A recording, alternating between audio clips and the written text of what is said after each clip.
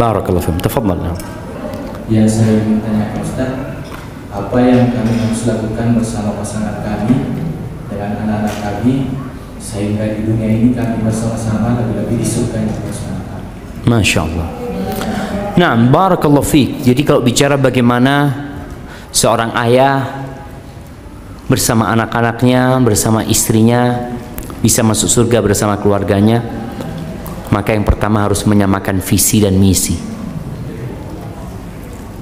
Apakah memang keluarga kita mau ke surga? Karena ternyata jalan ke surga itu naik dan terjal, banyak onak dan duri. Kalau ternyata siap, bismillah. Rasulullah SAW pernah mendiamkan istrinya selama 1 bulan. Nih ibu-ibu, Rasul SAW dalam rangka memperbaiki istrinya itu pernah memboikot istrinya semuanya 1 bulan. Nggak ngomong sama mereka, nggak datang ke rumah mereka. Tujuannya apa? Memperbaiki. Setelah 1 bulan kemudian turun firman Allah di surat Al-Ahzab ya, ayat 28 29 insyaallah. Bagaimana Allah mengatakan, ya ayuhan nabi, wahai nabi, qul li azwajika, katakan kepada istri-istrimu, in kuntunna turidnal hayatad dunya wa zinataha fata'alaina umatti'kunna wa usarrihkunna sarahan jamila.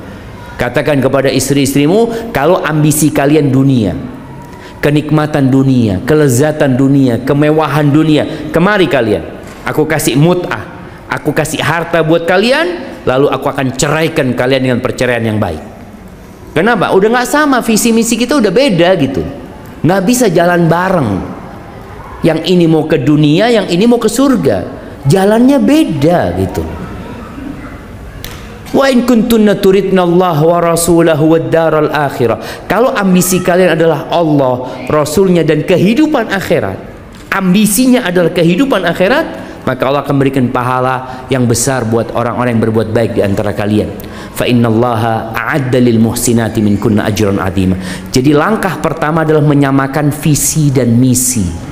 Setelah itu baru ke yang lainnya. Bagaimana memperbaiki keimanan ya, bagaimana menjaga sholat yang 5 waktu, bagaimana suami istri watawasau bil haq watawasau bis sabr. Itu insyaallah dengan cara seperti itu dapat bersama-sama ke surga Allah Azza wa Jalla. Taib ahibati fillah,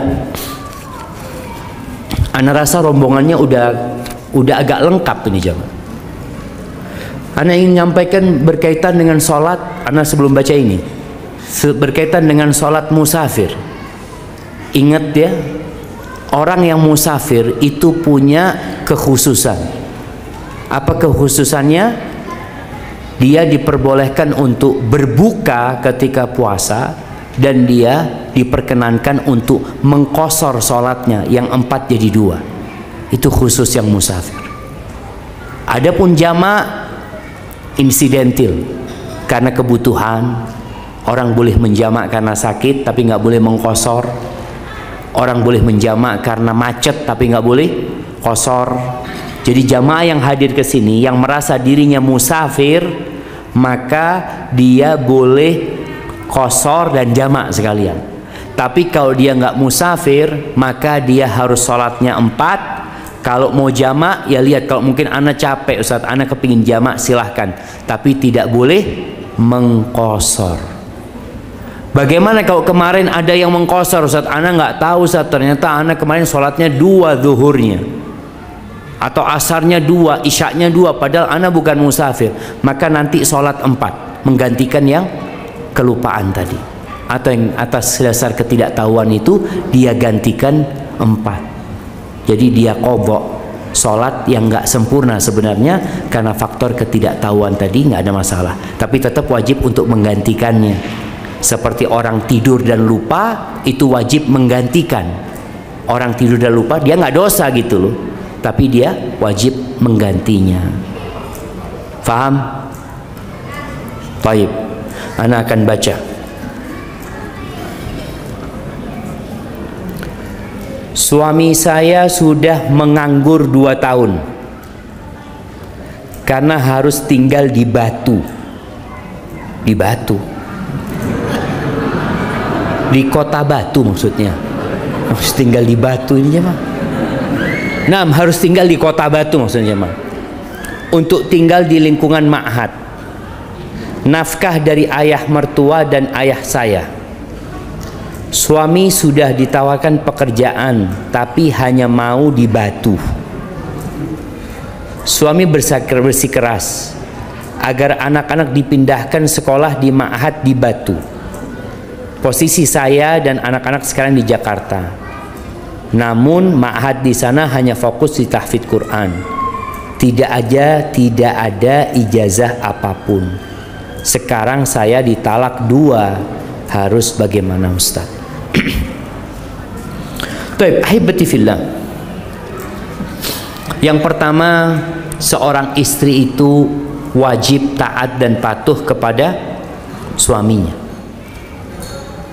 Selama perintah suaminya tidak bertentangan dengan perintah Allah, selama perintah suaminya tidak berseberangan dengan fitrah dia sebagai seorang wanita, maka dia wajib taat kepada suaminya. Seperti di sini ketika suaminya minta anak-anaknya pindah di sana, seharusnya itu pindahlah, bismillah. Yang dilakukan suami juga bukan satu kemaksiatan. Kalau bicara Ustaz, anak-anak sekolah di sana tahfidz Quran nggak dapat ijazah, ya nanti diusahakan ijazah itu bisa dengan PKBM ya, dengan kejar paket, insya Allah masih bisa dilakukan itu. Cuma kalau masalahnya suami ini tidak memberikan nafkah, berarti suami tidak melaksanakan kewajibannya. Kalau ternyata dia kasih nafkah Ustaz, tapi ya disebutkan dari mertua, dari siapa, bebas jamaah. Seorang laki-laki itu dapat hadiah, dapat bantuan, kemudian dia berikan kepada istrinya, jatuhnya ketika diberikan kepada istri jadi nafkah buat istrinya, selama cara dia mendapatkannya adalah halal. Namun sekarang ini kan sudah ditalak 2, ada tinggal 1 lagi. Ana rasa kalau anti melihat di diri suami masih banyak kebaikan, kita tuh jangan fokus melihat kepada keburukan. Kalau masih ada kebaikan di diri suami dan juga itu dapat menjadi kebaikan buat anak-anaknya, ana rasa anti rujuk sama suami kalau suami mau dan pindah ke Batu. Bicara bagaimana Ustaz, dia belum punya pekerjaan ini dan itu urusan suami. Karena itu tanggung jawab dia sebagai seorang bapak buat anak-anaknya dan sebagai seorang suami buat istrinya. Itu mungkin jadi solusi buat yang bertanya. Assalamualaikum Ustaz. Afwan ingin bertanya, apa saja saran yang terbaik bagi wanita jika suami izin ingin menikah lagi?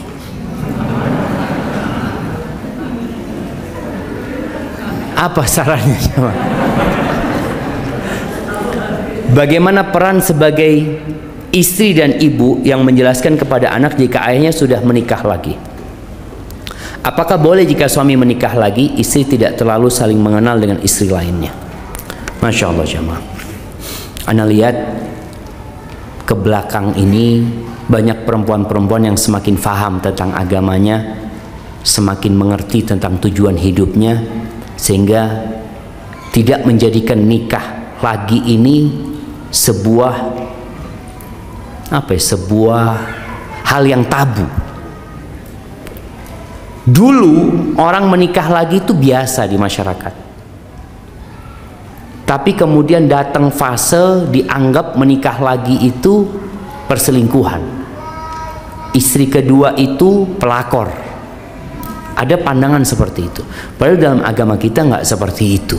Tapi apa saja saran yang terbaik? Maka ana lihat ya nanti sampaikan kepada suami kalau memang dia sudah punya kesiapan untuk melakukan itu dan dia yakin mampu berlaku adil dan dia mampu secara finansial untuk menghidupi 2 orang dan dia punya kemampuan untuk memanage konflik yang mungkin terjadi, ya tafadhol. Tapi kalau dilihat di diri suami umpamanya dia Ustaz nafkah ana masih membantu dia, berarti dia belum punya kesiapan untuk itu sebenarnya.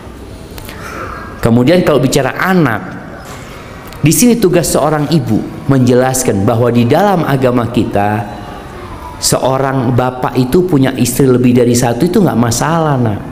Nabi istrinya banyak, Abu Bakar istrinya banyak, Umar juga seperti itu, Uthman seperti itu.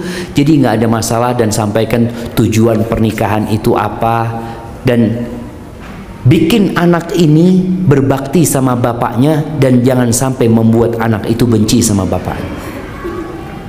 Ada kejadian di sebuah tempat, seorang bapak dipukul sama anak-anaknya karena ketahuan sama anaknya bapaknya kawin lagi. Kok bisa seperti itu? Ibunya. Ada lagi kejadian, seorang bapak ditemukan tewas di sebuah rumah kosong. Bukan rumah kosong, rumah baru, yang baru akan belum selesai. Ternyata yang membunuh adalah anak dan ibunya, karena si bapak punya istri lain. Hati-hati bapak-bapak. Artinya perlu mengkondisikan rumah. Artinya tadi ada anak yang berbahaya, anak ini. Bapaknya kawin lagi, bisa jadi dia durhaka sama bapaknya. Ya itu kesalahan dia. Cuma kan bapak punya kewajiban mendidik anaknya, memahamkan kepada anaknya. Tadi istrinya, bagaimana seorang suami yang hendak menikah lagi berusaha untuk membahagiakan istri pertamanya ya. Ada kejadian jamaah baru saja ini, ada kerabat nikah lagi, ribut ini jamaah, ribut ya. Ada satu orang mau melabrak, ini orang lain mau melabrak, dia datang ke rumah orang itu, dilihat kedua istrinya ini rukun, ngobrol, nggak ada masalah. Ya Allah, kata dia, ternyata yang dalam bayangan anak itu bencana, ternyata nggak bencana. Jadi terkadang wanita ini terbawa emosi aja, kecemburuan yang berlebihan, seakan-akan yang terjadi itu satu musibah yang sangat parah buat dia. Jadi mungkin itu yang perlu dilakukan. Dan kalau dikatakan istri pertama tidak terlalu saling mengenal dengan istri lain, ini nggak apa-apa, nggak harus dia kenal dengan istri keduanya. Kita tahu istri-istri Nabi itu ada dua kubu jemaah. Ada yang saling mengenal, ada yang baik gitu, ada yang nggak mau. Mereka itu ya ribut ya, ada keributan di antara mereka itu biasa. Tapi Nabi juga tidak memaksa mereka ya, agar mereka bisa duduk bersama. Tapi Nabi berusaha untuk menyelesaikan konflik. Dan pernah terjadi konflik itu di depan Nabi sendiri, di depan Nabi. Bagaimana Zainab bintu Jahsh datang bukan melabrak ya. Dia itu menuntut haknya, kemudian dia menyalahkan Aisyah di depan Nabi SAW. Dua orang ini ribut ya, ribut, Nabi diem aja. Ketika Zainab sudah terlalu banyak, Aisyah dikasih izin sama Nabi untuk membantah. Dibantah sama Aisyah. Akhirnya diem Zainab. Setelah itu Nabi mengatakan, ini anaknya Abu Bakar ini. Jadi masya Allah, ada hal-hal yang memang perlu dipersiapkan oleh para suami. Jadi intinya kalau ada seorang istri yang anak nggak pengen terlalu dekat sama istrinya suami, ya udahlah, suami punya istri di sana, anak tahu. Tapi kalau sudah suruh kumpul ini anak kayaknya kurang siap, nggak ada masalah, nggak ada masalah. Jadi seorang suami pun harus menerima hal yang ada ya. Kalau dia bisa, orang itu kumpul, alhamdulillah. Nggak bisa, maunya sendiri-sendiri, ya sudah, dia penuhi hak mereka. Barakallahu fikum. Bagaimana menyikapi suami yang sering berselingkuh? Apa kita boleh meminta cerai? Ya boleh lah. Jangan sering selingkuh. Sekali selingkuh boleh gugat cerai. Selingkuh ya, artinya selingkuh ini berzina, bukan nikah lagi. Jadi kalau suami berselingkuh, seorang istri berusaha untuk memperbaiki. Kalau dilihat suami ana sebenarnya orang baik, Ustadz, dia sholatnya alhamdulillah dijaga, masya Allah. Kita waktunya sampai jam berapa? Hah? 45. 14.45, tinggal 5 menit lagi ya Ustaz. Nah, taib, sampai mana barusan jemaah? Oh, pertanyaan selingkuh ya. Artinya tadi, apabila seorang istri melihat suaminya baik, tapi dia terjebak dalam perselingkuhan itu karena lingkungan, Maka bagaimana sang istri memperbaiki suaminya? Dengan cara pertama, dia melayani suaminya secara maksimal. Yang kedua, bagaimana mengajak suaminya untuk belajar lagi, untuk menguatkan keimanan. Bagaimana kalau memang perlu suaminya hijrah dari tempat itu. Sampaikan, bang, kalau abang tetap kerja di tempat itu kayaknya tetap nggak benar gitu. Kalau memang kita ingin melanjutkan rumah tangga ini, ana minta abang keluar dari tempat itu. Kita cari tempat yang lain, nggak ada masalah gitu. Tapi kalau ternyata suami setelah diperbaiki nggak baik-baik, maka istri punya hak untuk menggugat cerai suaminya. Barakallahu fikum. Bagaimana hukum dalam Islam bagi pasangan yang sudah berpisah dengan anak yang dibawa pihak istri, tapi sang anak tidak mengetahui siapa ayahnya? Istri tidak ingin mengenalkan ayahnya karena karakter sang ayah yang buruk. Jamaah rahimakumullah, ada dua orang suami istri berantem terus. Akhirnya sang istri gugat cerai atau sang suami menceraikan istrinya. Subhanallah, sang suami menikah lagi, rumah tangganya adem ayem. Sang istri nikah lagi, rumah tangganya adem ayem juga. Kemudian sang istri mengatakan, oh dulu mantan suamiku seperti ini seperti itu. Buktinya, kenapa suamimu bisa nikah dengan wanita lain baik-baik? Berarti kan ada ketidakcocokan aja sebenarnya. Suami juga mengatakan, waduh mantan istri ana Ustaz nggak nurut, nggak ini itu macam. Ternyata dia menikah baik-baik pernikahannya. Berarti memang takdirnya harus berpisah. Bagaimana dengan pertanyaan ini? Ingat ibu, anak itu punya bapak. Dia harus tahu dengan bapaknya. Dia punya kewajiban berbakti kepada bapaknya, walaupun bapaknya itu orang kafir. Dia wajib berbakti gitu. Dan manusia itu bisa berubah gitu.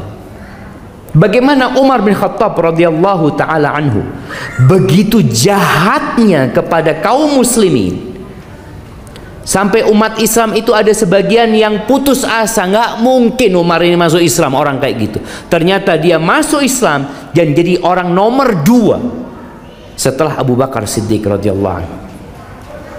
Artinya tumbuhkan di diri sendiri optimisme bahwasanya mantan suami, bapaknya anak ini bisa jadi orang baik dan lebih baik lagi. Tinggal bagaimana kita menanamkan di diri anak kita keimanan kepada Allah, sehingga kalau dia tahu bapakmu ini nak kurang baik, kalau memang kurang baik, ibu harap engkau bisa memberikan nasihat kepada bapakmu. Bukan engkau jangan pernah ketemu bapakmu, bukan. Tapi diarahkan anak ini bagaimana bisa memperbaiki bapaknya. Kalau dikatakan nak bapakmu itu murtad, sampaikan murtad bapakmu. Kalau memang bapaknya murtad, bagaimana anak ini mungkin dia bisa mendakwain orang tuanya. Terus ada satu hal yang terkadang terjadi di masyarakat, anak yang mengatakan, Ustadz, bapak anak ini nggak pernah berjasa Ustadz, nggak pernah berbuat baik. Anak kecil, ibu anak diceraikan, dia merantau, nggak pernah tahu. Ketika anak sukses, bapak anak datang sama anak. Apakah anak wajib berbakti sama dia? Wajib berbakti. Lu siapa yang nyuruh berbakti? Allah Azza wa Jalla. Allah mengatakan, wasainal insana biwalidayhi ihsana. Kami wasiatkan kepada manusia agar berbuat baik kepada kedua orang tuanya. Apa kebaikan ayah? Engkau itu sampai kapanpun adalah anak bapakmu gitu loh. Tanpa ada bapakmu nggak ada dirimu. Kemudian kadang-kala tadi disebutkan ibunya karakter sang ayah buruk, iya. Tapi tentunya sang ayah punya kebaikan yang menyebabkan ibu ini mau dinikahi sama dia. Kenapa engkau mau dinikahi sama dia? Menunjukkan ada kebaikan di diri dia. Hanya saja mungkin keburukannya lebih banyak. Ya udahlah, kalau memang harus berpisah, berpisah, tapi jangan sampai memutuskan silaturahim. Baik, yang terakhir, bagaimana hukumnya anak perempuan yang akan menikah dengan wali ayahnya, tapi anak perempuan tersebut tidak tahu hasil dari luar nikah? Orang tua tidak mau menginfokan ke anaknya karena takut sang anak sedih. Ahibati fillah, orang yang berzina dia akan membawa beban zina itu. Maka dia benar-benar harus bertobat kepada Allah Azza wa Jalla. Kalau berkaitan dengan anak hasil zina, ada dua pendapat ulama. Yang pertama, berkaitan dengan seorang ayah yang yakin bahwasanya anaknya ini adalah anaknya dia. Yakin itu perempuan gak pernah zina sama orang lain, tapi hanya berzina dengan dia. Dan dia yakin bahwasanya anaknya yang lahir itu adalah hasil air mani dia, bukan orang lain. Apakah boleh dia menisbatkan anak itu kepada dirinya? Jumhur ulama berpendapat nggak bisa. Tetap anak itu dinisbatkan kepada ibunya, yang menjadi wali adalah wali hakim. Tapi pendapat yang kedua, pendapat ini juga diikuti oleh Syekhul Islam Ibn Taimiyah rahimahullahu ta'ala, bahwasanya apabila dia yakin itu anaknya dan dia mau menisbatkan kepada dirinya, dan perempuan ini bukan pelacur ya, bukan, memang perempuan itu ya mungkin tadi pacarnya dia, nggak ada orang lain yang menyentuh dia, dan dia hendak mengaku itu sebagai anaknya, diperbolehkan menurut pendapat kecil sebagian ulama kecil ini, seperti itu. Sehingga kalau pendapat yang kedua ini ya sudah, itu seperti anaknya, sehingga dia menikahkan dengan nama dirinya. Namun pendapat ini lemah sebenarnya, karena yang namanya anak di luar nikah ya tetap hasil zina. Anak itu anak zina, nasabnya seperti sabda Nabi SAW, al-waladu lil firash, anak itu ikut pemilik ranjang. Ini ceritanya dulu perempuan ini budak umpamanya ya, budak ini miliknya, anak punya budak perempuan, tahu-tahu ada yang menzinain budaknya anak, sampai punya anak. Anak itu dinisbatkan kepada pemilik ranjang, dinisbatkan kepada anak gitu, karena anak yang punya ranjang tersebut. Oleh karena itu pendapat ulama, jumhur ulama berpendapat tetap anak itu tidak dapat dinisbatkan kepada ayah biologisnya, tapi dinisbatkan kepada ibunya. Pernikahannya biar pakai wali nanti, supaya menutupin aib tersebut, ngomong sama anaknya, nak, bapak nggak bisa nikahkan engkau, nak, bapak takut gugup ini itu, nanti wali hakim yang akan nikahkan kau, bapak sudah serahkan kepada itu. Jadi itu mungkin supaya anaknya tidak bersedih, tetap yang menikahkan adalah hakim, bukan bapaknya, untuk menghindari perselisihan yang terjadi di antara para ulama. Karena kalau ikut pendapat yang pertama, maka nggak sah nikahnya, karena walinya bukan dia sebenarnya gitu loh. Tapi kalau sudah diberikan kepada hakim, selesai gitu, aman sudah, anak itu menikah sah dengan wali hakim. Hadza wallahu a'lam bishawab. Pertanyaan yang lainnya mungkin kita lanjutkan di malam hari nanti jamaah. Hadza wallahu a'lam bishawab. Ana serahkan ke moderator.